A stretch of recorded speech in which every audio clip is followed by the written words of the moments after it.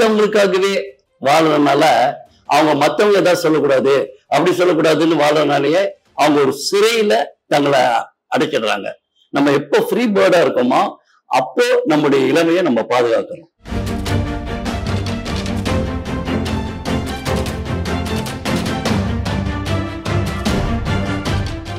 லைஃப study பண்ணிட்டு தான் அடுத்தது நம்மளுக்கு பாத்தீங்கன்னா ஃபர்ஸ்ட் நீங்க சம்பாதிச்ச சம்பாதனைக்கு அசல் உங்களுக்கு கிடைச்சிருக்கும். அசல் கேபிட்டல். ஆனா அதுக்கு அப்புறமேல் கிடைக்கிறது வந்து இன்ட்ரெஸ்ட். எங்காவது ஒரு இடத்துல உங்களை கால வாரிடும். அத்தனைக்கும் ஆசைப்படுன்றாங்க. அத்தனைக்கும் ஆசைப்படுன்னு சொல்றவரு தான் இன்னைக்கு ரொம்ப பிரச்சனையில மாட்டிக்கிறாரு. ஏன்னா அவர் லிமிட்டடா ஆசைப்பட்டு இருந்தாருன்னா பிரச்சனை வந்திருக்காது.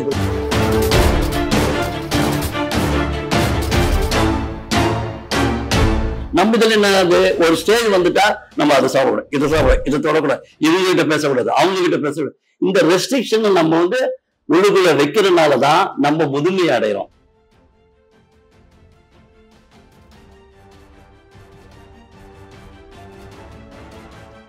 நம் தமிழ் உறவுகளுக்கு வணக்கம்.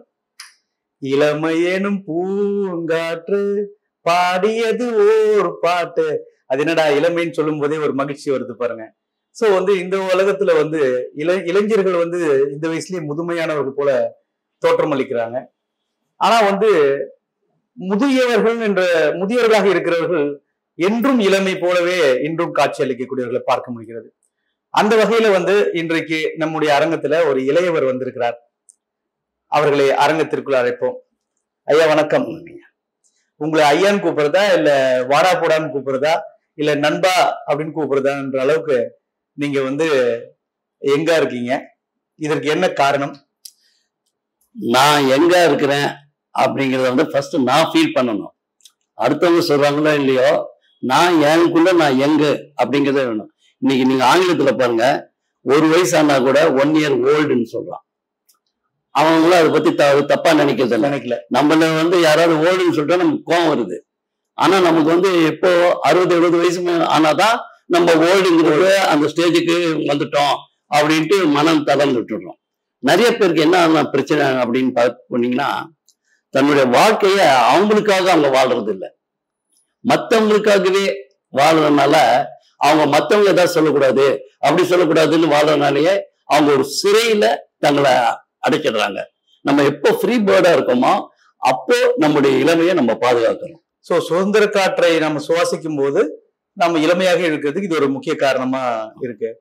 சோ வந்து இப்ப இன்றைக்கு வந்துட்டு இளைஞர்களை நீங்க நிறைய பாப்பீங்க. உங்க வீட்டுக்குள்ள, உங்களோட தெருவுக்குள், உங்களோட அந்த சமூகத்துல பாப்பீங்க. இன்றைய இளைஞர்களை பற்றி உங்களோட கருத்து என்ன? அதாவது வாழ்க்கையை வந்து 3 ஸ்டேஜ். ஒண்ணு வந்து 0 to 30 years. ஓகே. அடுத்தது வந்து 30 to 60 years. மீது வந்து above 60. இப்படி நம்ம எடுத்துட்டோம்னா நம்ம இந்த 0 லெவல்லயே நம்ம வந்து எப்படி வாழ்றோமோ அப்படிதான். அதாவது 5 வளையாதது 50 வளையாது கிடையாது. நான் வந்து பாத்தீங்கன்னா, நான் ஏன் இப்படி இருக்கிறேன் அப்படிங்கிற முதல் காரணம், நான் பிறந்தது வந்து பாம்பே. நீங்க பாம்பேல பாத்தீங்கன்னா சோகமா இருக்கிறவங்கள நான் பார்த்ததே கிடையாது. இதுக்கு அவங்க செய்யற வேலைகள்லாம் பாத்தீங்கன்னா சாதாரண வேலைகள் தான் இருக்கும். ஆனா ஒரு கல்யாணம், ஒரு இது அப்படின்னா எல்லாரும் டான்ஸ் ஆடுவாங்க, பாட்டும் தான். ஆம்பளை பொம்பளை குழந்தை பெரியவன் எதுவுமே கிடையாது. அந்த பாகுபாடே கிடையாது. இவருடைய வைஃப் அவர் ஆடுவாரு, அவர் வைஃப் இவர் ஆடுவாரு. அதெல்லாம் அவங்க வந்து தப்பா நினைக்க பிரச்சனை வந்துட போதுங்க. பிரச்சனை வராதா? அந்த பிரச்சனை எப்ப வருது தெரியுமா? நம்முடைய உள்ளத்தினாலதான் பிரச்சனை வருது. சரியா சொன்னீங்க. உள்ளம் வந்து இதா இருந்துச்சுன்னா, பிராங்கா இருந்துச்சுன்னா, எதுவுமே கபடி சூழல் நம்ம எடுக்காம இருந்தோம்னா, நம்ம வந்து இன்னைக்கு வந்து நம்ம யாருமே இவங்க வந்து ரொம்ப நல்லவங்க சொல்ல முடியாது, யாருமே ரொம்ப கெட்டவங்க சொல்ல முடியாது. நல்லவங்க கிட்ட கெட்டது இருக்கும், கெட்டவங்க கிட்ட நல்லது இருக்கும். அது மாதிரி நீங்க பாம்பேல பாத்தீங்கன்னா அந்த பாகுபாடு எல்லாம் கிடையாது. எந்த ஒரு மதமா இருந்தாலும் ரோட்ல வந்து பாத்தீங்கன்னா விநாயகர் சதுர்த்தி வருது, விநாயகர் சதுர்த்தியில இந்துக்கள் தான் டான்ஸ் ஆடுவாங்கன்னு கிடையாது. பெரிய கோடீஸ்வரர் வந்து ஏழைகள் வந்து ரோட்ல அப்படி டான்ஸ் ஆடிட்டே போவாங்க. சாதி மதம் பேதம் இல்லாத அதே மாதிரி அவங்க சாப்பிடுறது கூட கோடீஸ்வரன் கூட அந்த சாட்பட்டுங்கிற அந்த இதுல பானிபூரி அது வாங்கி ரோட்லயே நின்று சாப்பிடுவான். நம்ம இதுல என்ன, ஒரு ஸ்டேஜ் வந்துட்டா நம்ம அதை சாப்பிடணும், இதை சாப்பிடணும், இதை தொடக்கூடாது, இவங்க கிட்ட பேசக்கூடாது, அவங்க கிட்ட பேசக்கூடாது. இந்த ரெஸ்ட்ரிக்ஷன் நம்ம வந்து உள்ளுக்குள்ள வைக்கிறதுனாலதான் நம்ம முதுமையை அடைகிறோம். நம்ம கிட்ட யாருமே பேச விரும்புறது இல்ல. இவர் எப்படிப்பட்டவரோ, இவர் என்ன நினைப்பாரோ, இவர்கிட்ட நம்மளா பேசலாமா அப்படிங்கிற ஒரு நிலைக்கு இருக்கிறதுனால நமக்கு மகிழ்ச்சி வரவே வராது. நமக்கு மகிழ்ச்சி வரணும்னா இந்த இளமை காலத்துல நம்ம நிறைய அறிவை வளர்க்கணும். நாங்கெல்லாம் பாத்தீங்கன்னா 4 லாங்குவேஜஸ் படிச்சோம். இங்கிலீஷ், தமிழ், ஹிந்தி, மராட்டி. அது எங்க கட்டடத்துல எல்லாருமே இருப்பாங்க. கொங்கணி இருப்பாங்க, பஞ்சாபி இருப்பாங்க. அவங்க மொழியில நாங்க பேசுவோம். ஏன்னா அந்த பழக்கத்தினால எல்லாமே பேசுவோம். யாருமே இவன் தமிழ்காரன், இது தெலுங்குக்காரன், அந்த பாகுபாடே இருக்காது. ஒருத்தனுக்கு ஒரு கஷ்டம் அப்படின்னா எல்லாரும் ஓடியாருவாங்க. சிறப்பு. அந்த ஒரு நல்ல ஒரு மனப்பான்மை நான் பாம்பேல பார்த்ததுனால அதுவே நீங்க கூட கவனிச்சிருப்பீங்க. என்ன பார்க்ல நான் வந்தேன்னா அந்த பார்க் எப்படி இருக்குது, நான் வர்றதுக்கு முன்னாடி அந்த பார்க் எப்படி இருக்குன்னு உங்களுக்கே தெரியும். யாரை கேட்டாலும் சொல்லுவாங்க, சார் நீங்க வந்தப்ப போறதான் சார் எல்லாரும் பேசுறாங்க, எல்லாரும் சிரிக்கிறாங்க அப்படின்னு சொல்றாங்க. சோ இது நீங்க மும்பையோட கலாச்சாரம் தான் இந்த அளவுக்கு மகிழ்ச்சியா இருக்கு. வாய் விட்டு சிரிச்சா நோய் விட்டு போகும்னு சொல்றாங்க. நம்ம சிரிக்கிறதுக்கு காசு கேட்கிறோம். ஒரு சிரிக்கணும்னா ஸ்மைல் பிளீஸ்ன்ட்டே இருக்குமா இருக்கு. அங்க முகூர்த்த நேரம் வந்துருச்சு கொஞ்சம் சிரிங்கிறான். ஏன் அதுக்கப்புறம் சிரிக்க மாட்டானா? அந்த மாதிரி வாழ்க்கை போயிட்டு இருக்குது. அதனால இந்த 30 வயசு வரைக்கும் கற்கணும். ஏன்னா சரஸ்வதியே என்ன சொல்லிருக்காங்க, கற்றது கைமண் அளவுன்னு. நம்ம என்ன நினைக்கிறோம், நம்ம ஒரு டாக்டருக்கு மட்டும் படிக்கணும், நம்ம இதுக்கு மட்டும் படிக்கணும். அப்படி கிடையாது. நான் இன்னைக்கும் பாருங்க டிசாஸ்டர் மேனேஜ்மெண்ட்னு இந்த பேரிடர் காலங்களை எப்படி நம்மளை காப்பாற்றணுங்கிறத நான் பல காலேஜஸ் ஸ்கூல்ஸ் இதுல போய் நான் நடத்துறேன்.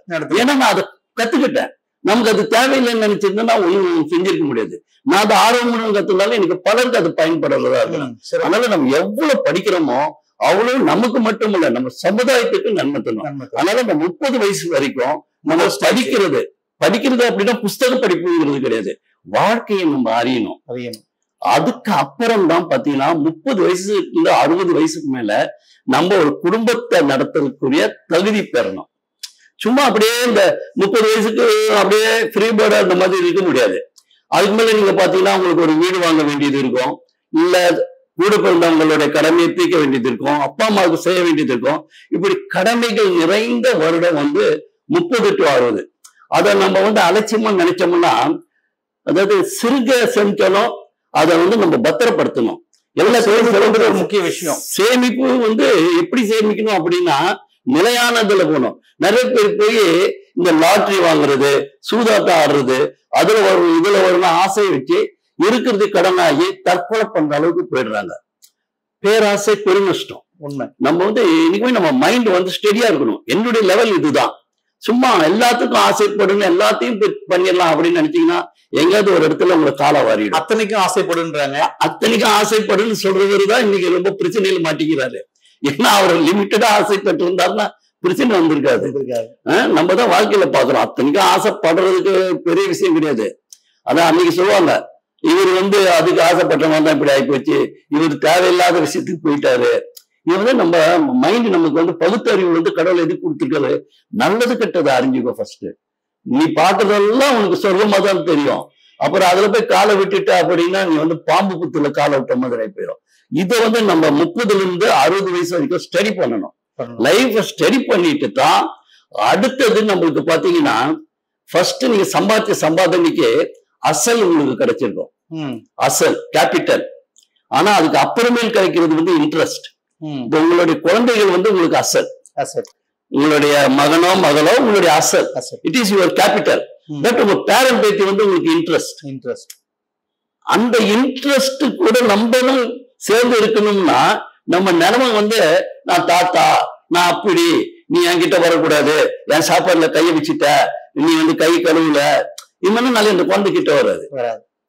நீங்க பாத்தீங்கன்னா அத சொல்லுவாங்க, ஒருத்தர் ராஜாவை ஒருத்தர் ஏறி நெஞ்சில் மிதிச்சான், மூக்க அறுத்தான், அப்படி பண்ணான் இப்படி பண்ணாம அவன் அமைச்சர் சொல்லுவான், அப்பேற்பட்டவனை போய் ஜெயில அடிச்சு அவனுக்கு தண்டனை கொடுக்கணும். இன்னொருத்தர் என்ன சொல்றான், அவன் அடிச்சவன் கையில தங்க வளையல் போடு, காலுக்கு கொலுசு போடு. ஏன்னா அவனுக்கு நம்மளுடைய வாழ்க்கையில நமக்கு இந்த குழந்தைகள் தான் இன்பத்தை கொடுக்கும். ஏன்னா அது கல்லங்கப்படாது. அதுக்கு தெரியாது நம்ம பெரிய சொத்துக்காரன் இல்ல, நம்ம அப்படி அதுகளுக்கு முகம் பாக்குற கண்ணாடி மாதிரி. அது சிக்க நம்ம சிரிக்கணும். அது என்ன பண்ணுது, நம்மள யானையா நினைக்கும், மேலே ஏறி உட்காந்துக்கும், யானை அம்பார் யானை. ஏன் அந்த காலத்துல அதெல்லாம் காமிச்சாங்க, கை வீசம்மா கை வீசுன்னு சிவாஜி போடுவாரு. ஏன் அன்னைக்கெல்லாம் பாத்தீங்கன்னா சிவாஜி எம்ஜிஆர் எல்லாம் பாத்தீங்கன்னா ஏன் இன்னைக்கு அந்த நிலையிலேயே இன்னைக்கு நம்ம வந்து அவங்கள விரும்புறோம் அப்படின்னா அவங்க வந்து எவ்வளவு பெரிய ஆளா இருந்தாலும் அவங்களுடைய நடிப்பெல்லாம் பாத்தீங்கன்னா எத்தனையோ படத்துல சிவாஜி பாகவதர் எல்லாம் பாத்தீங்கன்னா நமக்கு ஆச்சரியமா இருக்கும். இவ்வளவு பெரிய மனுஷன் எப்படி இந்த குழந்தை மாதிரி நடக்கிறான், குழந்தை மாதிரி மூக்கு சிந்துறான். இயற்கையா அந்த குழந்தை நம்ம செகண்ட் சைல்ட்ஹுட், 60க்கு மேல வந்து செகண்ட் சைல்ட்ஹுட். நம்ம அதுல வந்து அந்த பெருமை இருக்கிறது, நான் சொத்துக்காரன், நான் இவ்வளவு கத்துருக்கிறேன், இவ்வளவு பெரிய பதவி இருந்தாலும் பாத்தீங்கன்னா நீங்க மகிழ்ச்சியா இருக்க முடியாது. நான்லாம் பாத்தீங்கன்னா சும்மா இருக்கும்போது ஒரு மியூசிக் வந்தா கூட ஆட்டோமேட்டிக்கா நானே ஒரு டான்ஸ் ஆடுவேன். நான் ஆடுற டான்ஸ் அர்த்தம் பிடிக்குதோ பிடிக்கலோ, நம்ம ஒண்ணும் பெரிய நாட்டிய பேரொலி கிடையாது, இல்ல நமக்கு தெரிஞ்ச அசைவுகளை நம்ம செஞ்சுக்க. அப்ப மைண்ட் ரிலாக்ஸ் ஆகுது. இன்னைக்கு வந்து நீங்க பாத்தீங்கன்னா உலகத்துல படைச்சது எல்லாமே மனிதனுக்காக தான் படிச்சிருக்காங்க. நம்ம நிறைய இதுல வந்து ரெஸ்ட்ரிக்ஷன் பண்றோம். அந்த ரெஸ்ட்ரிக்ஷனே கூடாதுங்க. அது எதுவா இருந்தாலும் சரி, மொழியா இருக்கட்டும், மதமா இருக்கட்டும், ஜாதியா இருக்கட்டும், நீங்க ரெஸ்ட்ரிக்ஷன் பண்ண வந்து உங்க மகிழ்ச்சி போயிடும், அழுத்தம் அதிகமா. இன்னைக்கு வந்து எத்தனை ஆணவ கொலைகள் எவ்வளவு ஏன் நடக்குது? எல்லாத்துலயும் ஒரு ரெஸ்ட்ரிக்ஷன்.